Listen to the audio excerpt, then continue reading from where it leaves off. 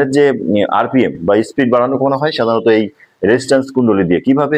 ধরুন আমরা যখন এটাকে ঘুরিয়ে এটা ঘুরিয়ে রেজিস্ট্যান্স সাধারণত কম বেশি করে থাকি। এখন যদি রেজিস্ট্যান্স যদি কম হয়ে থাকে সেক্ষেত্রে কিন্তু ভোল্টেজের পরিমাণ বাড়ে, ভোল্টেজ বাড়ে। আর ভোল্টেজ বাড়লে কারেন্ট বাড়ে, ফ্যানের স্পিড বেড়ে যায়।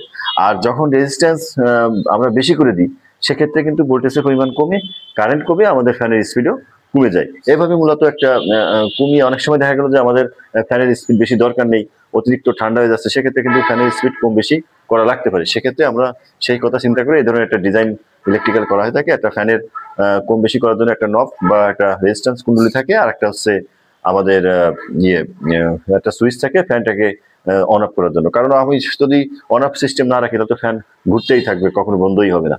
এটাই হচ্ছে মূলত একটা গ্যাং ফ্যান রেগুলেটরের কাজ, অথবা এটাকে ডিমারও অনেক সময় বাজারে গিয়ে ডিমার বললেও চিনবে।